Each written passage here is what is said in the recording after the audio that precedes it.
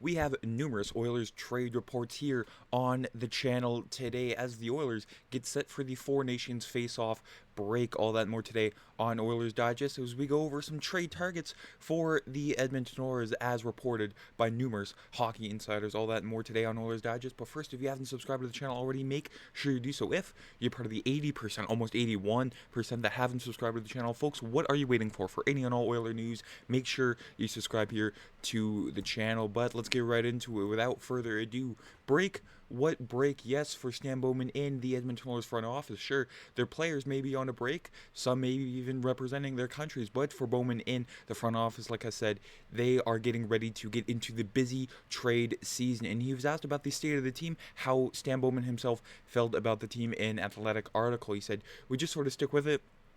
There's a competitive confidence with the group. You got to give the coaches and the leaders a lot of credit for that. They do a great job of not overreacting to when they face adversity in a game or a stretch of games. We have a mature group. They believe in their ability to continue to compete even if they aren't on top of their game to start." Of course, we've seen the Oilers go down 2-3 goals in the first period a lot more often than we'd like to see them go through that, but they stick with it. Those are some good signs because you're going to face adversity in the playoffs. And just looking at the advanced stats here for the Oilers top 5 in Corsi for percentage, of course. As much as they're putting the puck on net, they are good at suppressing the opposition offense there, of course, with some good company also in the top 5 with Carolina, Florida, Colorado, and Los Angeles. Of course, Carolina, they are analytic darlings when it comes to the NHL, and they are proving that name. But for the Oilers, they are doing everything well offensively, defensively, except for the shooting percentage there. Of course, they are in the bottom 8 for the NHL, an 8.26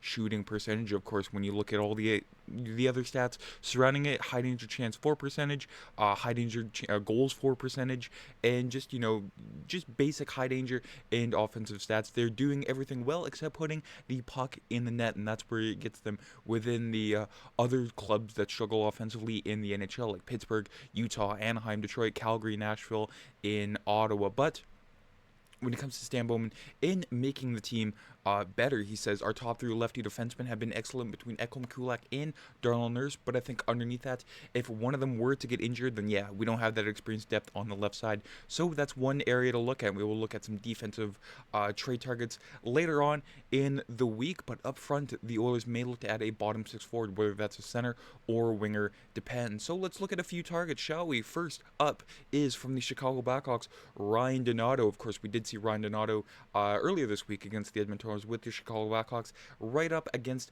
Connor McDavid there. So Ryan Donato playing with some star power in Chicago, and he could also be next to Leon Draisaitl on the wing, but in 53 games, 19 goals, 18 assists for a career high of 37 points, only a -3, but of course, plus minuses and everything, especially when, he is not on a very good team and averages 50 minutes time on ice. Now that is pretty good because, of course, with any pickup, the Oilers don't expect to add them to, the power play, either power play units or the PK. So 50 minutes and producing those numbers, very, very impressive. And Ellie Friedman linked Edmonton to Ryan Donato last night on the Saturday's second intermission headline show. He said Ryan Donato scored his 19th goal of the season tonight. He's had an excellent year and is a $2 million player, a UFA at the end of the year. I think a few of the Canadian teams are looking around on him. I think Edmonton is one of them. He is doing nothing to hurt his value, I think, because of the price and the fact he's a UFA. He's going to be a pretty attractive piece. Now, he would have been a cheaper pick up earlier in the month there with Chicago, but he's been on a heater recently in his last 4 games.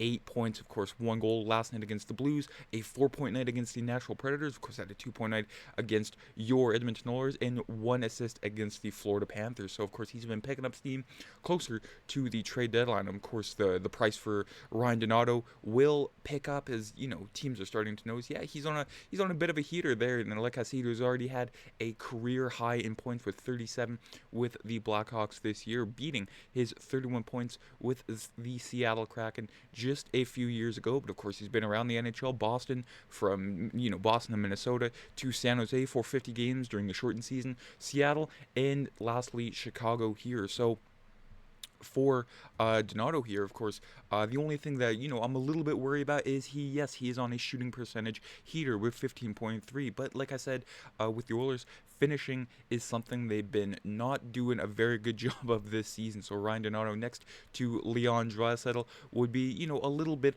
of an upgrade. As you can see there, I circled the two most common line mates for Leon Draisaitl there with Victor Arvidsson in Vasily Podkolzin, and neither one of those has been producing to the strength of Ryan Donato so far this season. With Vasily Podkolzin, of course, he's been a forechecking monster, but hasn't been producing enough offensively for many people's likings, even though I have liked the way he's played. And then Victor Arvidsson, a little bit of a disappointment so far this season. Of course, he was projected to be, the winger that Leon Draisaitl has needed for several years, but other than injury problems, just had problems with the puck on his stick, and just has a bit of a habit of falling over many nights. So hopefully, with Arvidsson, the Four Nations Faceoff is a little bit of a pick-me-up here, but I wouldn't be opposed to Ryan Donato next to Leon Draisaitl there on the second line. And he is also a very cheap option, as Donato, like I said, only carries a cap hit of $2 million and is slated to become a UFA at the end of the season. He is the prototypical rental player,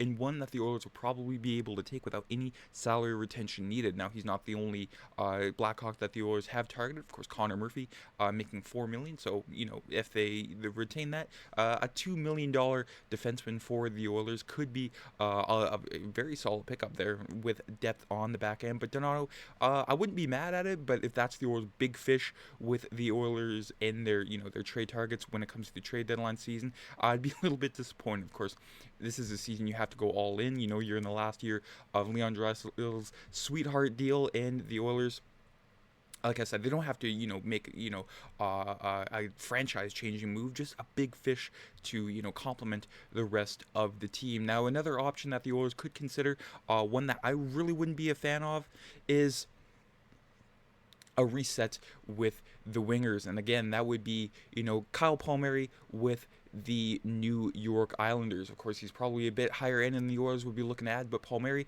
is a shooter on Leon Draisaitl's right flank, is something to think about. But are the Oilers on a 16-team no-trade? Chances are they probably are, while Palmieri is fully capable of elevating to a second-line role and can be used interchangeably in a middle six spot, and an ideal fit for a team looking for a scoring punch as a third-line winner. Similarly, Palmieri can be slotted as the shooter on a second power play unit, or he can slide up to the top unit for a team that either has a weak power play one or the unit goes cold and is looking for a spark. Now, again, Palmieri, 34 years old, not exactly one of my main targets here for the Oilers. Of course, you're trying to get younger, and even though, yeah, he can score 16 goals, 21 assists for 37 points in 55 games, he's quick for a 34-year-old, but of course, when you go into the playoffs, sometimes the younger depth wins out over the older veterans, and of course, the playoffs are a slog. And Kyle Palmieri, yeah, sure, he can maybe go back to being a defensively responsible winger, but he is not something that would move the needle in my eyes for the Edmonton Oilers, no matter